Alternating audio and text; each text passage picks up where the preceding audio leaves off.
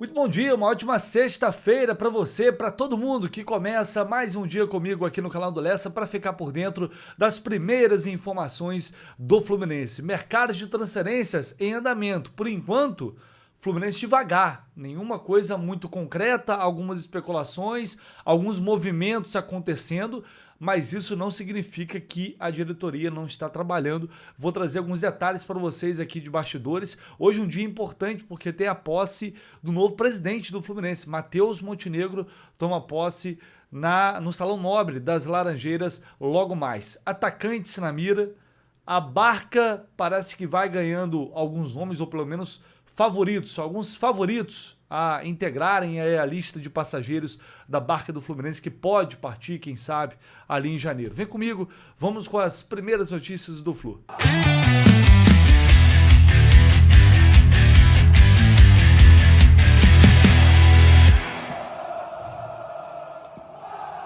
Começa destacando a cerimônia de posse do novo presidente do Fluminense, que acontece logo mais no Salão Nobre de Laranjeiras, a partir das 8 da noite, durante reunião do Conselho Deliberativo. Matheus Montenegro vai tomar posse, será, portanto, oficialmente o novo presidente do Fluminense, ao lado do seu vice-presidente, Ricardo Tenório. Matheus dará sequência, afinal ele já faz parte da gestão, uma pessoa importante na atual gestão, conduzindo assuntos extremamente relevantes do clube nos últimos tempos. Agora vai assumir no momento desafiador. Afinal de contas, é um período de transição de uma temporada em que muita coisa aconteceu para uma temporada que vai começar mais cedo, em 2026, já com o Campeonato Brasileiro. É claro que ele já também está completamente integrado nesse planejamento, a par de tudo que está acontecendo. Não é como se a oposição tivesse vencido a eleição e aí tem que mudar tudo, são pessoas completamente diferentes. Não, é a mesma gestão, troca ali só um pouco, a dança das cadeiras. Matheus Montenegro assume a cadeira de novo presidente do Fluminense e ele fatalmente vai anunciar também, finalmente, o cargo que irá ocupar Mário Bittencourt. Provavelmente vai ser o de diretor de planejamento, diretoria de planejamento. Esse cargo era ocupado por Fred. Desde que ele saiu, ninguém foi colocado no lugar. E imagino eu que o Paulo Angione vai continuar como diretor executivo do clube, né? Então continua no cargo. Mário Bittencourt assumiria essa direção de planejamento, poderia ter um outro nome também, dentro desse organograma que vai ser montado aí sob o comando de Matheus Montenegro, mas imagino muito pouca coisa vai mudar. De qualquer forma, vai ser importante, a gente acompanhar, e claro, estaremos lá para acompanhar. Eu não sei se eu conseguirei marcar presença na cerimônia de fato, talvez não seja possível por uma série de questões, mas a nossa reportagem estará lá, Jornada KTO 1902, como sempre, marcando presença, acompanhando, até porque é bem possível que Matheus Montenegro conceda uma entrevista, e aí vai ser uma oportunidade da gente, claro, confrontar, questionar e tentar arrancar alguma coisa dele em relação ao que ele planeja já de cara, de imediato, porque não há tempo a perder, As coisas precisam caminhar mais rapidamente, está chegando aí o final do ano, janeiro já vai começar com tudo, enfim, então é necessário agilizar, esse planejamento e as decisões que serão tomadas. Eu sei que o movimento está ainda devagar do Fluminense na janela, parece que não está acontecendo nada, não tem algo concreto até aqui de negociação, de algum reforço chegando, ou até mesmo de algum jogador saindo, mas isso não significa que a diretoria do Fluminense está parada. O que eu ouvi mais uma vez, isso não chega a ser uma novidade, mas de novo há um foco muito grande em trabalhar em sigilo absoluto, fazendo o possível para não deixar as informações vazar, porque o Fluminense não vai para o mercado, a princípio, com tanto dinheiro assim para gastar. Então o clube precisa ser certeiro, não vai ter muita munição para desperdiçar e o silêncio pode ser um aliado nesse momento, já que, enfim, o clube identificando um bom alvo pode chegar, negociar, encaminhar a contratação e evitar com isso uma concorrência. É uma estratégia que já vem sendo utilizada pela diretoria do Flu nessas últimas janelas de transferências. As notícias sobre prováveis reforços não tá fácil a gente conseguir, a gente tenta daqui e dali, muitos nomes chegam pra gente, muita especulação, E, enfim, eu sempre tomo cuidado aqui para, vocês já conhecem, já sabem a forma como eu trabalho, para não criar, né, uma expectativa fora da realidade, alguns nomes que não fazem sentido.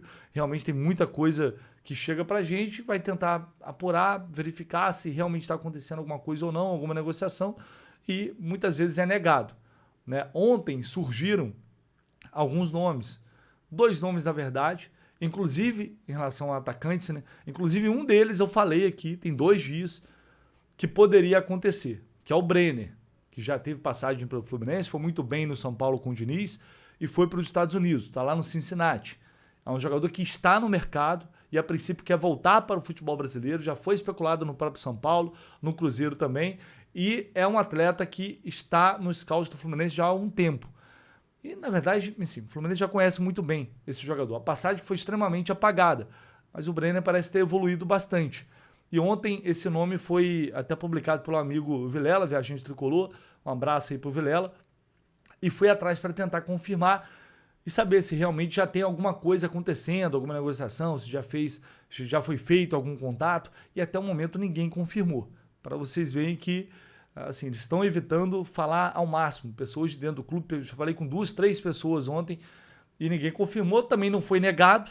Enfim, vamos tentar ao longo do dia se a gente consegue descobrir algum detalhe e saber se realmente há interesse nesse jogador ou não. Por enquanto, não tenho essa confirmação, mas é uma possibilidade muito real, porque é um atleta que o Fluminense já vem monitorando há um tempo, da MLS, que é um mercado que também o clube está ali de olho, trouxe 2 jogadores esse ano passado também já contratou, tentou o Rafael Navarro, né, centroavante, no meio do ano, acabou não conseguindo trazer, e foi o que eu falei, mercado sul-americano e mercado da MLS, o Fluminense podem ficar atentos que o Fluminense está mapeando muito, o scout está levantando nomes de vários jogadores e também fazendo sondagens. Inclusive, a nossa equipe do Jornada informou através do Gabriel Amaral, ontem ele trouxe a notícia de que o Adam Bareiro, do Fortaleza, jogador de 29 anos, atacante de 29 anos, voltou ali ao radar do clube com o rebaixamento do Fortaleza. É um atleta que já foi monitorado em outro momento, provavelmente ele estava na lista do scout, não houve negociação e até o momento, vale ressaltar, não há negociação de fato por ele, tá? Só mesmo, enfim, um dos jogadores que estão sendo mapeados ali pelo Fluminense. Colocando aqui na tela rapidinho os números dele, né, por curiosidade, para quem quer conhecer um pouco mais, é um jogador que até chegar no Fortaleza eu não conhecia, 43 jogos no ano, 13 gols. Ele pertencia ao River Plate, foi emprestado ao Al Rayyan do Catar e comprado pelo Fortaleza por $1.800.000. Ele chegou mais ou menos ali no meio do ano, ele só se torna titular do Fortaleza ali já mais na reta final, a partir de outubro. Até então ele era reserva, se a gente observar aqui. E aí, depois disso, ele fez, desde que chegou pelo Fortaleza, né, foram 7 gols e 2 assistências. É o que ele tem até agora. Antes foram gols pelo Al Rayyan. Foram 43 jogos na temporada, 13 gols, dá para contar aqui 3 assistências. Não são números maravilhosos, não é um jogador jovem, 29 anos, é um paraguaio.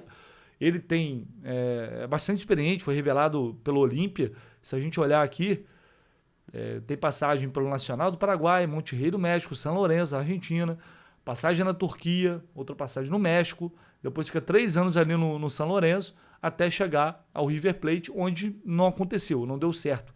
Fez apenas 16 jogos e nenhum gol. Então é um jogador que, enfim, tem sempre essa questão de preocupação com a adaptação. Não é o tipo de atleta, para mim, o que eu vi dele, achei um jogador bem comum. Tá? Não acho que resolve nossos problemas. Tirar o Everaldo e colocar o Adam Bareiro, não acho que é o jogador que a gente precisa para resolver esse grande problema que virou a camisa 9 do Fluminense. É uma crise um ano inteiro, um desespero, e isso tem que ser resolvido, tem que ser solucionado. E aí não tem jeito, vai ter que gastar uma grana. Se for para trazer jogador bom de qualidade, vai ter que gastar uma grana. Ou, infelizmente, a gente vai depender de aposta ou de jogadores que podem chegar, pode ou não dar certo, talvez, e o talvez está longe de ser a opção mais adequada diante de um 2025 terrível em relação a centroavantes. é uma posição que não pode ter erro para o ano que vem. O Adam Bareiro, sei lá, se libera John Kennedy e Everaldo, vão sair. Aí você traz um Adam Bareiro para compor ali e traz um jogador mais qualificado, porque também tem Germancano que vai continuar. Enfim, aí é até um cenário que a gente pode analisar. Agora, ele chegar como solução, aí realmente eu não acho que é o jogador que tem capacidade para fazer isso. Enfim, como eu disse, muitos nomes vão surgir, muitas especulações vão surgir. A gente vai filtrando, vai atrás, vai apurando e vai tentando descobrir para vocês alguns detalhes. E ao longo do dia a gente vai voltar com mais informações. Creio que, cara, até esse final de semana vai começar a pipocar nome, negociação de fato. A diretoria está trabalhando para agilizar o máximo possível, para começar janeiro já com, enfim, se não com todos os reforços, mas ou pelo menos com uma boa parte dele já integrado ali ao grupo, quando o elenco principal se apresentar no dia 8 de janeiro. Então a ideia é essa. E aí vai ter que trabalhar mais rápido. Não tem jeito, porque o tempo é muito curto. Sobre jogadores que podem sair. Essa notícia aqui foi publicada pelo jornal Globo.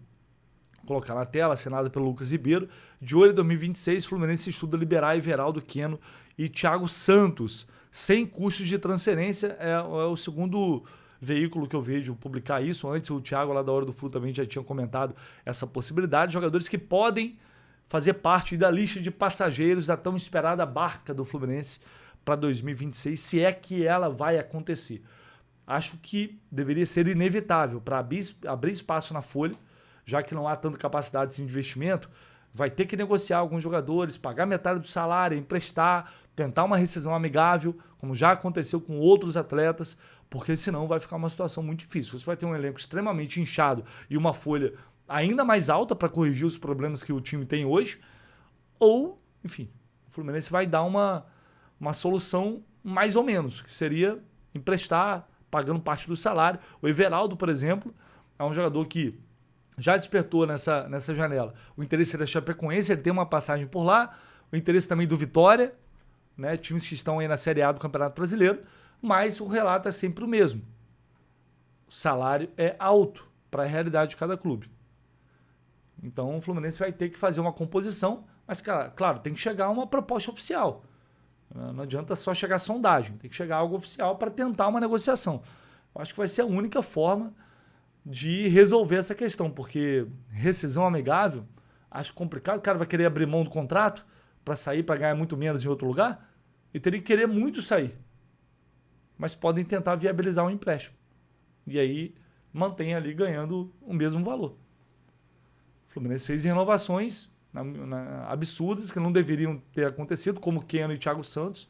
Os jogadores não deveriam mais fazer parte do grupo do Fluminense, principalmente o Keno. Já passou, chegou, deu o que tinha que dar, foi importante, já desgastou, e agora acabam se tornando um grande problema para você conseguir encontrar um clube que possa pagar o salário desses jogadores, que não é um salário muito baixo. E times que poderiam fazer isso, que são os clubes maiores, não vão contratar, dificilmente vão contratar. Dificilmente. E aí você tem que ir para times menores, ou para a Série B. E aí times que não têm condição de pagar esses valores. Então, foi o que eu disse.